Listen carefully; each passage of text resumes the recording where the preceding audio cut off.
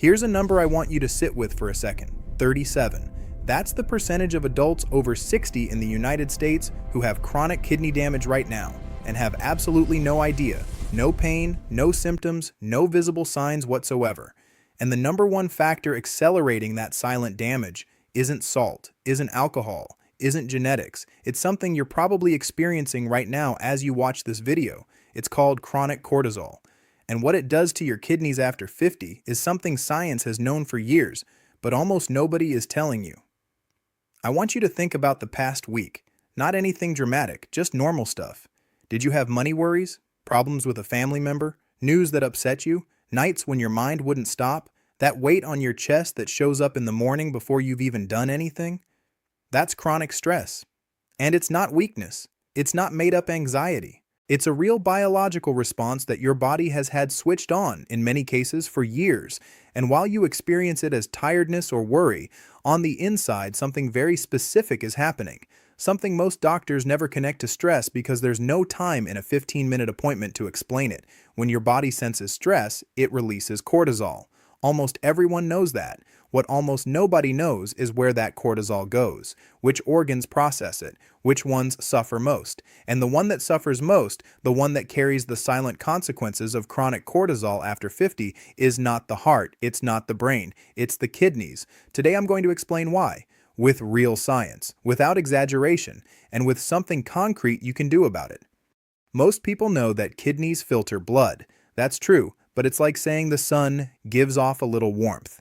Your kidneys filter approximately 180 liters of blood every single day. 180. All your blood passes through them about 40 times every 24 hours, but filtering blood is just the beginning. Kidneys also regulate blood pressure. They produce a hormone called renin that constricts or relaxes blood vessels depending on what your body needs. They balance sodium, potassium, and calcium in your blood, the very minerals that control your heart rhythm, muscle contraction, and bone density. They produce erythropoietin, the hormone that tells your bone marrow how many red blood cells to make. And they activate vitamin D. Yes, the vitamin D you eat or produce from the sun isn't active until your kidneys convert it to its usable form. When kidneys fail, everything fails. Blood pressure rises, bones weaken, blood gets thinner, the heart works harder, and the brain starts functioning worse because the waste products the kidneys aren't filtering pile up in the bloodstream. The most important thing I want you to understand today is this: chronic kidney disease doesn't hurt. It has no clear symptoms in its early stages, and by the time the obvious symptoms show up, swelling, foamy urine, extreme fatigue, the damage has been quietly accumulating for years. That's why that 37% number hits me so hard. 1 in 3 adults over 60 has chronic kidney damage and has no idea. Not because their doctor is bad, but because the body is extraordinarily good at hiding this problem until it can't hide it anymore. Here's the connection few doctors explain, and that for me is one of the most important in all of aging medicine. When your body releases cortisol in response to stress, one of the first things it does is raise blood pressure. It does that by constricting blood vessels and retaining sodium in the kidneys. That made evolutionary sense. If you're running from a predator, you need more pressure to push blood to your muscles fast. The problem is that mechanism was designed for 5-minute emergencies, not for years of financial stress, family stress, job stress. When cortisol stays elevated chronically, and in adults over 50 under sustained stress, baseline cortisol levels are measurably higher than in younger people. The kidneys are constantly under elevated blood pressure, and chronic hypertension destroys kidneys in a very specific way. It damages the glomeruli, the tiny filtration units inside each kidney, of which you have about 1 million in each one. When a glomerulus gets damaged, it doesn't regenerate. It scars, and that scar tissue no longer filters. A study published in the Journal of the American Society of Nephrology in 2021 followed more than 5,000 adults over 55 for 8 years and found that participants with the highest baseline blood cortisol levels had a kidney function decline rate up to 40% faster than those with normal cortisol. 40% faster. Same lifestyle, same diet, same genetics. The difference was cortisol. But there's something else cortisol does to the kidneys that's less well known. Chronic cortisol disrupts the renin-angiotensin-aldosterone system, the hormonal system kidneys use to regulate pressure and fluid balance. When that system gets dysregulated, the kidneys retain more sodium than necessary, which raises pressure, which damages more glomeruli, which forces the kidneys to work harder, which produces more stress on the system, which raises cortisol even more. It's a loop, and without intervention, that loop only spins in one direction. And here's something I find one of the most revealing connections I've come across in years of studying this topic. Sustained psychological stress, not physical, psychological, produces exactly the same level of kidney damage as untreated hypertension. Exactly the same. The British Journal of Medicine published this in 2020. The stress you feel from debt, from a family member's health, from uncertainty about the future, that stress, sustained over time, does to your kidneys what high blood pressure without medication does. That completely changed how I see stress in my patients. The kidney is the most discrete organ in the body. It can lose up to 60% of its function before any clear symptom appears. And when symptoms do arrive, they're so nonspecific that for years we attribute them to other things. Are your feet or ankles swollen at the end of the day? Most people blame the heat, standing too long, age. It can be that, but it can also be that your kidneys aren't clearing excess fluid as efficiently as they should. Do you wake up tired even after enough sleep? The kidneys produce erythropoietin, the hormone that makes red blood cells. When kidney function drops, erythropoietin production drops, red blood cells drop, and you arrive at morning with less oxygen in your blood than you need to feel rested.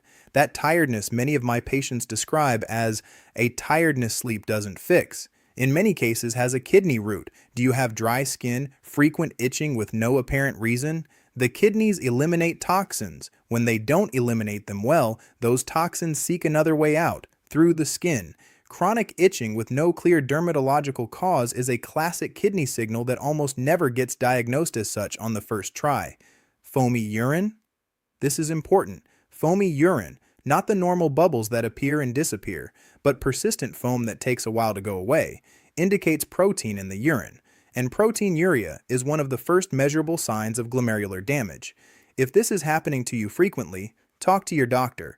It's a simple, cheap test that very few doctors order routinely. Blood pressure that won't come down even on medication? Kidneys and blood pressure are so interconnected that when there's kidney damage, pressure becomes resistant to medications.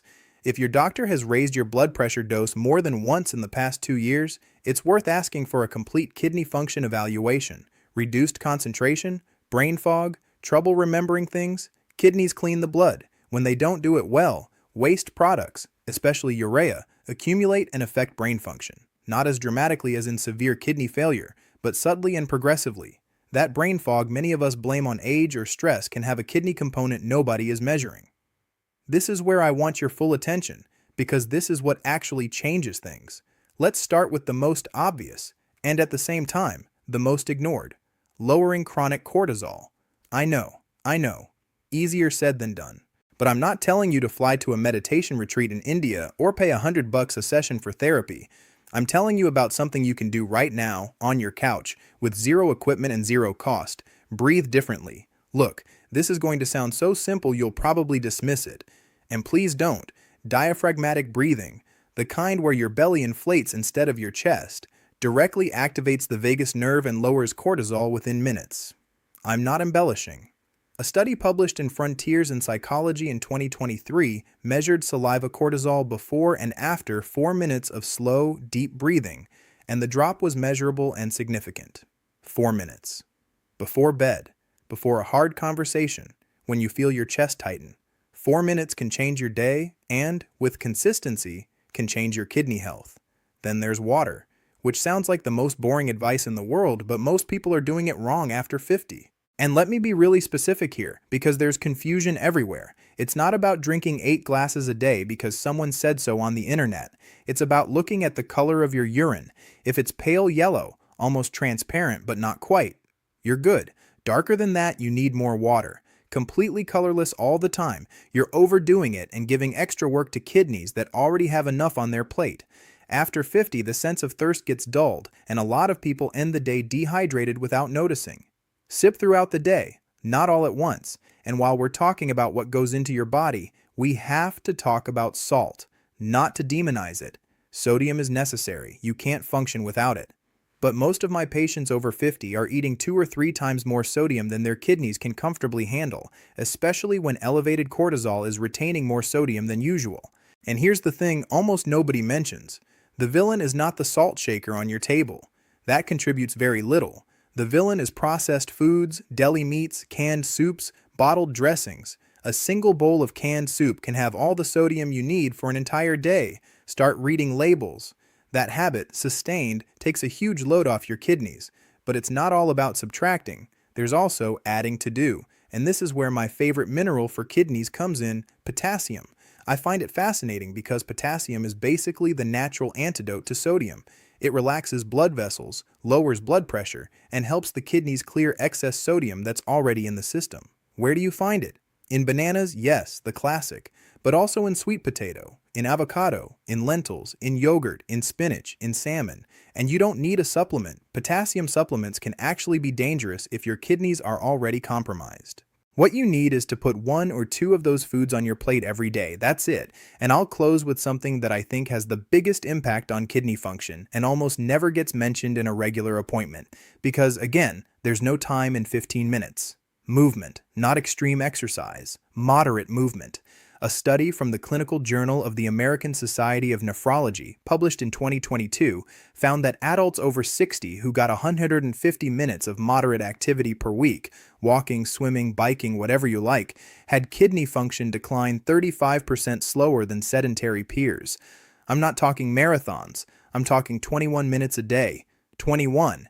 If you have a dog, you've basically got it covered. If you don't, a walk after dinner does the job. And as a bonus, that walk also lowers your cortisol. 2 benefits in one move.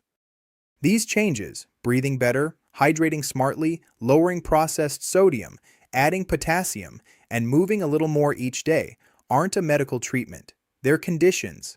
They're the environment your kidneys need to do their job of filtering 180 liters of blood a day without dying in the process. I want to leave you with something I tell my patients when we get to this point in the conversation, because this is usually the moment I see a mix of worry and relief in their faces at the same time. Worry because they realize that something they always thought of as emotional, the stress, the worry, the weight of life, has very concrete physical consequences in very specific organs, and that's scary, I get it, but also relief. Because it means it's not inevitable. It means there's something you can do. That damage that hasn't happened yet may not happen, and that the damage that has already started, in many cases, can be slowed down. Kidneys have a capacity for recovery we underestimated for a long time. They don't regenerate the glomeruli that have been lost, that's true, but the ones that remain can compensate, can adapt, can perform far better than expected if you give them the right conditions. And the right conditions aren't complicated, they're the ones you just heard. Lower the cortisol, hydrate well, eat your potassium, cut the processed sodium, move 30 minutes a day. That's not a medical treatment. It's treating your body for what it actually is, a system that responds, that always responds. That's just waiting for you to give it a reason to function better. And here I'll close with what I think is one of the most important truths in preventive medicine. Stress isn't just something you feel. It's something your body lives through. And when you learn to manage it, you don't just feel better. You're literally saving the lives of organs that have never asked you for anything in return. If this video gave you something today, share it with someone who needs to hear it, and tell me in the comments, has your kidney function been checked in the past year? Many of my patients haven't had a complete kidney panel in years and don't even know it. Drop it below. Subscribe if you want more content like this. Take care of yourself.